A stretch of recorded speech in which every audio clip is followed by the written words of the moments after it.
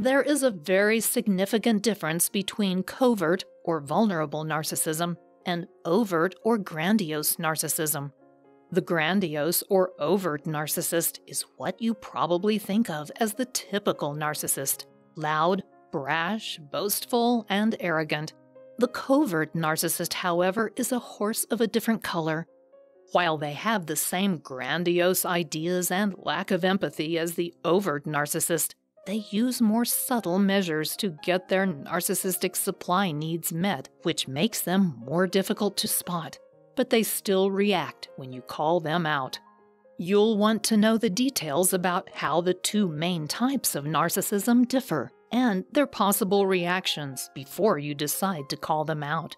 That will help you prepare yourself so that you can take appropriate action to protect yourself and your loved ones from what can be an explosive rage. What is the false self narcissists construct? Narcissism usually results from dysfunctional parenting styles that prevent the narcissist from fully developing a healthy sense of self or ego. Their parents may have been abusive, or they may have overly pampered their child and made them believe they are entitled. Whatever the style, the result is that the child is never allowed to do the things that children who develop healthy egos do. To develop a healthy ego, you have to be allowed to try things for yourself, and sometimes fail. This teaches you to soothe yourself, and you learn how to prop up your own self-esteem. The narcissist, however, never learns to do that, and they come to believe they are inadequate.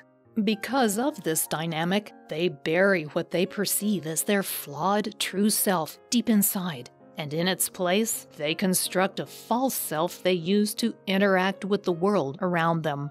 They infuse this false self with grandiose ideas of perfection. But this mask isn't capable of doing the work a healthy self-esteem does.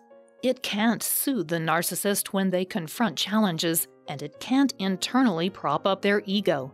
It can't keep up the illusion of these grandiose ideas the narcissist has created. For that, the narcissist needs other people to supply them with admiration and adoration so they can feel good about themselves. That's why it can be so damaging and unpredictable to expose the truth about them. How are covert narcissists different from grandiose narcissists? Covert narcissists are similar to grandiose narcissists in many respects.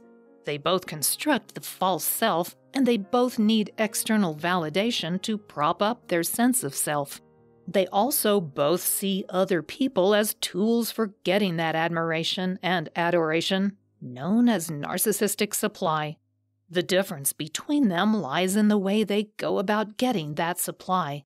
Grandiose or overt narcissists, as you probably can imagine, brag about their accomplishments, appear overly self-confident, and have no problem devaluing you if they've gotten what they want from you or if you go against them. They are much more explicit about expressing their needs and the right to have all the good things in life. They are also known as exhibitionistic narcissists, and the title suits them well. They love the limelight. Covert or vulnerable narcissists, on the other hand, are much more difficult to spot. These narcissists often get their narcissistic supply by doing good deeds in the hope that others will praise them for what they have done. They do everything they can to appear like they are good people, and in fact, they will often neglect loved ones in order to do their good deeds. Covert narcissists are also more likely to use subtle manipulative tactics to get you to praise them and to get you to do what they want. They might, for example, fish for compliments. A covert narcissist who has just donated a great deal of money to a children's hospital might say something like, "Oh, it was nothing. The doctors are the true heroes." They want you to say, "No, what you did is so important. You are a genuine saint." What happens if you expose them? As psychologist, RN, and narcissistic abuse survivor Tia Collins notes, to expose a narcissist is like forcefully snatching the security blanket from a baby. When you unmask a narcissist, you're revealing their hidden underbelly, and they feel exposed and vulnerable. In this state, They are unpredictable and could even be dangerous. They can't face what they buried so long ago, what they believe to be their flawed true self, and they are capable of almost anything to keep that from happening. There are usually several ways they will typically react, although it's best to keep in mind that nothing is set in stone. Way number 1, first reactions. The first thing they're likely to do is reestablish control over you. To do that, they may initially respond with a frightening rage, known as narcissistic rage, and it's even more shocking coming from a covert narcissist. You are not used to seeing them in this kind of emotional frenzy. This rage is designed to shock and frighten you into submission, and to make you think twice about trying to point out their flaws in the future. Way number 2. Prove wrong. After they have shocked and awed you, the next step will be to try and prove you wrong. That will help to reestablish their perceived superiority over you and show you to be the flawed person instead of them. If they can show that you were in the wrong, that is the category in which they will place you in the future. Remember that narcissists are binary thinkers. You're either all good or all bad. There is no in-between. Once they put you into a category, that's where you stay in their mind. Because they have labeled you as bad, they have no compunction about treating you with incredible cruelty.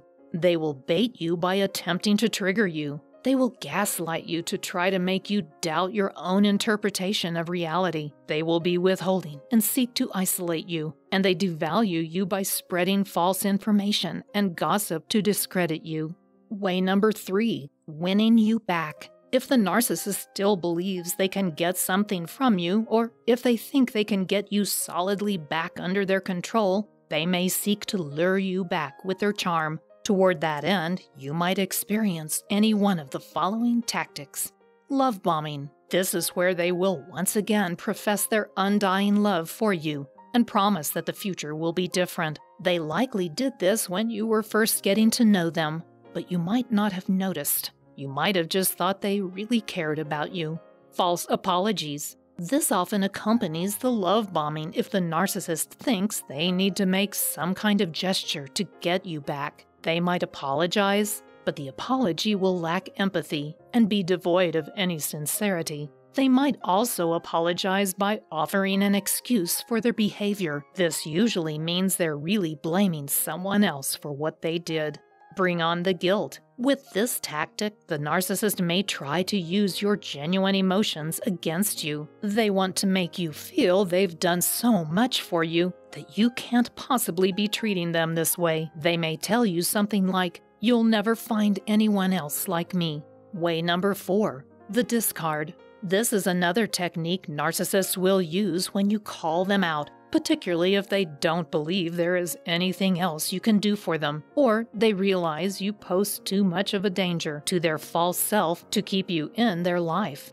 This often comes after they have devalued you and tried to completely crush you. It's important to their fragile self-esteem that the world see just how wrong you are. When this happens, it's often shocking because they can be so very cold about it. In the end, it may be the best thing that could happen to you, but you might not feel that way while it's happening.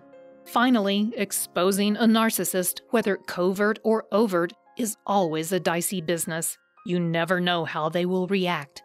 And in fact, if you're dealing with a covert narcissist, you might still be reeling from discovering their true nature. They are adept at hiding their narcissism, and when you find out, it can be very unsettling. There are a number of reactions you might be met with, including narcissistic rage, devaluation, bullying, and even a cruel discard. On the other hand, you could also experience their considerable charm as they try to lure you back in. To protect yourself, it's best to prepare for the confrontation, provide them with evidence if you can, and establish and maintain firm boundaries to secure your emotional and physical safety. If you're even thinking about exposing a covert narcissist, you'll need to check out this video about the difference between covert and overt narcissism. This video clarifies how they are alike and how they differ. So go and watch that video next. Thanks for watching.